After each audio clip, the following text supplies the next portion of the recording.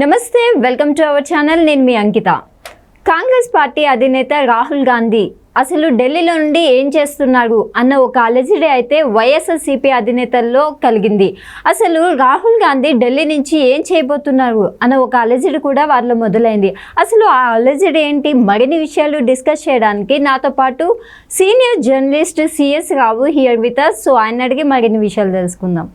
Hi sir. Hello sir. ఏంటి sir అంటే వైఎస్ఆర్సీపీ అధినేతల్లో ఒక కంగారు అలజడి అని చెప్పొచ్చు. సో అదైతే స్టార్ట్ అయింది. అసలు రాహుల్ గాంధీ ఏం చేయబోతున్నారు అని. సో ఢిల్లీలో ఉండి రాహుల్ గాంధీ ఏం చేస్తున్నారని మీరు చెప్తారు.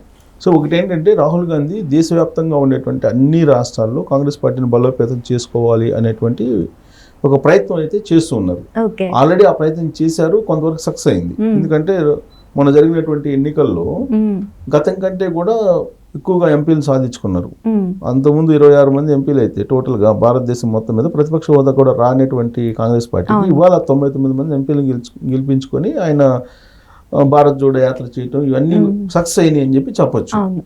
అయితే ఇప్పుడు దక్షిణ భారతదేశంలో ఎక్కువగా కాంగ్రెస్ పార్టీ బలంగా ఉంటుంది. ఉత్తర భారతదేశంతో కంపేర్ చేస్తే ఆంధ్రప్రదేశ్లో ఒక్క చోట మాత్రమే బలహీనంగా ఉంది కాంగ్రెస్ పార్టీ. ఎందుకు బలహీనంగా ఉంది అనేది కాంగ్రెస్ పార్టీ అధిష్టానానికి బాగా తెలుసు. ఉమ్మడి ఆంధ్రప్రదేశ్ని విడదీసిన కారణంగా ఆంధ్రప్రదేశ్ ప్రజలు కాంగ్రెస్ పార్టీని తిరస్కరించారు, ఆదరించట్లేదు. కానీ 10 సంవత్సరాలు అయిపోయింది రాష్ట్రం విడిపోయిన తర్వాత. కాంగ్రెస్ పార్టీ మీద కోపం తగ్గించేసి ఎలాగైనా సరే ఆంధ్రప్రదేశ్లో కాంగ్రెస్ పార్టీని బలోపేతం చేసుకోవాలి అనేటువంటి ఆలోచన చేస్తుంది కాంగ్రెస్ పార్టీ అధిష్టానం.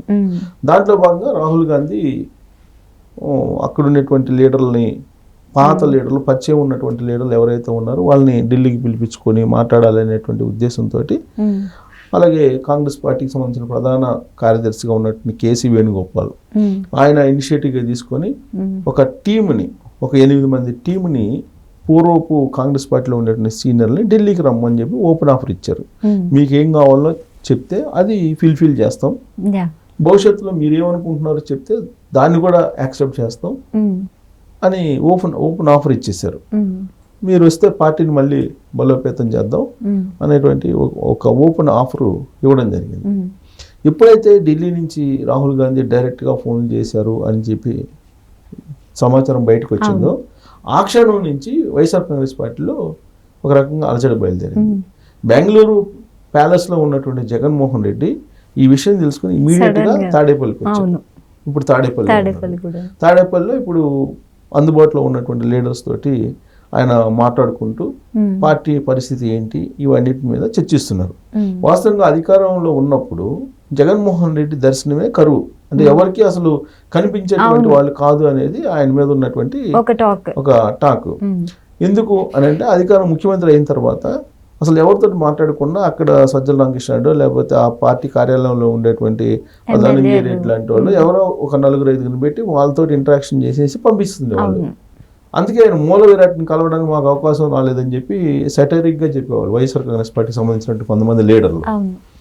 తర్వాత తీరా ఎలక్షన్లు వచ్చిన తర్వాత ఆయన ఏం చేశాడు, ఆయన ఏదో ఐప్యాక్ ఇచ్చినటువంటి రిపోర్ట్స్ తీసుకొని గ్రాఫ్స్ బేస్ చేసుకొని అటు వాళ్ళని ఇటు వాళ్ళని అటు జంబ్లింగ్ చేయటం, కొంతమందిని అసలు బయట పెట్టి ఇవన్నీ చేశారు. దాని ఫలితమే మనం చూసాం. అయితే ఇప్పుడు పార్టీని అసలు 2029 వరకు బతకనివ్వాలా చచ్చిపోతుందా అనేటువంటిది నడుస్తుంది. ఇప్పుడు దాంట్లో భాగంగా అసలు వైఎస్ఆర్ కాంగ్రెస్ పార్టీ బలహీనం ఎప్పుడు పడుతుంది అని అంటే, కాంగ్రెస్ పార్టీ బలపడినప్పుడు. ఎందుకంటే వాళ్ళ ఓట్ బ్యాంక్ 2 ఒకటే. కోర్ ఓట్ బ్యాంక్ అనేది వైఎస్ఆర్ కాంగ్రెస్ పార్టీకి క్రిస్టియన్ ఓట్ బ్యాంకు, కొంత రెడ్డి ఓట్ బ్యాంకు. సరే, ముస్లిం ఓట్ బ్యాంక్ అంటే ఇప్పుడు షిఫ్ట్ అయిపోయింది, అది కొంచెం అటు ఇటు టిల్ట్ అవుతుంటుంది ఆంధ్రప్రదేశ్లో. సో కోర్ ఓట్ బ్యాంక్ ఏదైతే ఉందో అది డిస్టర్బ్ అయ్యేటువంటి అవకాశం ఉంది. వన్స్ కాంగ్రెస్ పార్టీ బలోపేతం అయితే రాహుల్ గాంధీ లాంటి వాళ్ళు ఆంధ్రప్రదేశ్కి వచ్చి పర్యటన చేయటం, కార్యక్రమాలు పెట్టడం జరిగితే ముస్లిం ఓట్ బ్యాంకు సాలిడ్గా కాంగ్రెస్ పార్టీకి వెళ్ళిపోయే అవకాశం ఉంది. అలాగే క్రిస్టియన్ ఓట్ బ్యాంకు వెళ్ళిపోయేటువంటి అవకాశం ఉంది. ఎందుకంటే దేశ స్థాయిలో ఉండేటువంటి రాజకీయ పరిస్థితులు అన్నిటి మీద క్రిస్టియన్స్కి మంచి అవగాహన ఉంటుంది ఎక్కువగా, మిగతా సామాజిక వర్గాల కన్నా కూడా. అందుకని చెప్పి ఈ కోర్ ఓట్ బ్యాంక్ ఏదైతే ఉందో జగన్మోహన్ రెడ్డికి, అది కనుక వెళ్ళింది అనుకోండి, వైఎస్ఆర్ కాంగ్రెస్ పార్టీ బలహీనపడుతుంది. ఇప్పుడు తెలంగాణలో తీసుకుంటే, మనకి తెలంగాణలో మొన్న జరిగినటువంటి ఎలక్షన్స్లో బీఆర్ఎస్ పార్టీకి 16% ఓట్ బ్యాంక్ వచ్చింది. దానికి కారణం ఏంటి, బీజేపీ బలపడింది, కాంగ్రెస్ పార్టీ బలపడింది. ఫలితంగా బీఆర్ఎస్ పార్టీకి పర్సంటేజ్ తగ్గింది. సో ఇప్పుడు ఆ పార్టీ మనుగడ ఏంటి అనేటువంటి ప్రశ్న ఉత్పన్నం అవుతుంది. సేమ్ ఇలాంటి సిచ్యువేషనే ఆంధ్రప్రదేశ్లో కూడా కనిపిస్తుంది. ఆంధ్రప్రదేశ్లో కూడా వైఎస్ఆర్ కాంగ్రెస్ పార్టీ మనుగడ సాధించాలంటే కాంగ్రెస్ పార్టీ బతకూడదు. మళ్ళీ కాంగ్రెస్ పార్టీ రీవొక్క ఈ కాంగ్రెస్ పార్టీ కనుక బలోపేతం అయితే వైఎస్ఆర్ కాంగ్రెస్ పార్టీ బలహీనపడుతుంది. అందుకు అలజడి స్టార్ట్ అయింది జగన్మోహన్ రెడ్డి. ఇవన్నీ చూస్తే అసలు అంటే ఇప్పుడు రాహుల్ గాంధీకి ఒక స్ట్రెంగ్త్ అనేది వచ్చేసింది చూసుకుంటే, కానీ ఇప్పుడు వైఎస్ఆర్సీపీ చాలా డౌన్లో ఉంది. కానీ అది కంబ్యాక్ ఇచ్చే సిచ్యువేషన్ ఏదైనా ఉంటుందా వైఎస్ఆర్సీపీ పార్టీ? ఇప్పుడు రాహుల్ గాంధీ యాక్టివ్గానే ఉన్నాడు, అవును, ప్లస్ అగ్రెసివ్గా కూడా ఉన్నారు. అవును, మనం పార్లమెంట్ సమావేశాలు చూస్తే ఆయన మాట్లాడినటువంటి మాట, ప్రతిపక్ష నేతగా ఆయన ఇచ్చినటువంటి స్పీచ్, లోక్సభలో మాట్లాడినటువంటి తీరు, ఇవన్నీ చూస్తే చాలా అగ్రెసివ్గా భవిష్యత్తులో వెళ్ళబోతున్నాను అనే సంకేతం అతను ఇచ్చారు. ఒక స్టేట్మెంట్ లాగానే పాస్ చేశారు. అక్కడ నరేంద్ర మోడీని కూడా ఫేస్ చేశారు. సో ఈ క్రమంలో ఇప్పుడు లాస్ట్ ఎలక్షన్ ముందు, అంటే ఈ 2024 ఎలక్షన్ ముందు ఆయన భారత్ జోడో యాత్ర మన కన్యాకుమారి నుంచి చేశారు. చేసి విజయవంతం చేశారు. ఆ తర్వాత భారత న్యాయ యాత్ర చేశారు. అవి రెండు, అది కూడా సక్సెస్ అయింది. దాని ఫలితంగానే ఇప్పుడు ఇండియా కూటమికి బలమైనటువంటి ఇండియా కూటమిగా ఏర్పడింది. వల్ల 234 ఎంపీలు ఉన్నారు ఇండియా కూటమికి. అంటే బలమైనటువంటి ప్రతిపక్షం. బలహీనమైనటువంటి పార్టీ ఇప్పుడు బీజేపీ అనుకోవచ్చు గతం కంటే కూడా. అంటే మైనార్టీ ప్రభుత్వం నడుస్తుంది. చంద్రబాబు నాయుడు మీద, నితీష్ కుమార్ మీద ఆధారపడి ఇప్పుడు నరేంద్ర మోడీ 3వ ప్రధానమంత్రి అయ్యాడు. సో బలమైనటువంటి ప్రతిపక్షం ఉంది కాబట్టి దూకుడుగా వెళ్తాడు. అసలు ప్రతిపక్షమే హోదా లేనప్పుడే దూకుడుగా వెళ్ళాడు రాహుల్ గాంధీ. ఇప్పుడు ప్రతిపక్ష హోదా ఉంది, ప్లస్ ఇండియా కూటమికి 234 మంది ఎంపీలు ఉన్నారు అని అంటే ఆయన ఖచ్చితంగా దూకుడు పెంచుతాడు. సో ఆ దూకుడు పెంచినప్పుడు ఎక్కడెక్కడైతే బలహీనంగా పార్టీ ఉందో అక్కడ ఎక్కువగా కాన్సన్ట్రేషన్ చేస్తాడు. సో కాబట్టి ఆంధ్రప్రదేశ్ మీద ఖచ్చితంగా రాహుల్ గాంధీ కాన్సన్ట్రేషన్ చేస్తారనేటువంటి సెన్స్ జగన్మోహన్ రెడ్డికి ఉంటుంది డెఫినెట్గా. వన్స్ రాహుల్ గాంధీ దూకుడుగా వెళ్ళాడంటే జగన్మోహన్ రెడ్డి జీరో అయిపోతూ వస్తుంటాడు ఆటోమేటిక్గా. ఇది వయసు వరుస కాంగ్రెస్ పార్టీకను వైఎస్ఆర్ కాంగ్రెస్ పార్టీకి. అందుకే ఈ మధ్యకాలంలో షర్మిల ఒక కామెంట్ చేశారు వైఎస్ఆర్ కాంగ్రెస్ పార్టీ గురించి, అది పిల్ల కాలవని కామెంట్ చేశారు. సో కాబట్టి వాళ్ళకి తెలుసు, సో కాంగ్రెస్ పార్టీ బతకాలి అని అంటే వైఎస్ఆర్ కాంగ్రెస్ పార్టీ చచ్చిపోవాలి, లేదు వైఎస్ఆర్ కాంగ్రెస్ పార్టీ బతికితుంది అని అంటే కాంగ్రెస్ పార్టీ చచ్చిపోతుంది. సో ఈ రెండు పార్టీలు ఒకటి బతకాలి, ఒకటి చచ్చిపోవాలి ఆంధ్రప్రదేశ్లో అని అంటే వయసు వరుస జరుగుతుంది. కాబట్టి ఖచ్చితంగా రాహుల్ గాంధీ దూకుడుగా వెళ్తే డెఫినెట్గా జగన్మోహన్ రెడ్డికి ఖచ్చితంగా ఆ పార్టీ రాజకీయంగా నష్టం జరిగేటువంటి అవకాశాలు క్లారిటీగా ఉన్నాయి. దాంట్లో ఎలాంటి సందేహం లేదు. కాకపోతే ఏంటంటే రాజకీయాలు ఇప్పుడు ఏదైనా జరగచ్చు. ఈ రెండు పార్టీలు కలిసి అయినా కానీ వెళ్ళొచ్చు.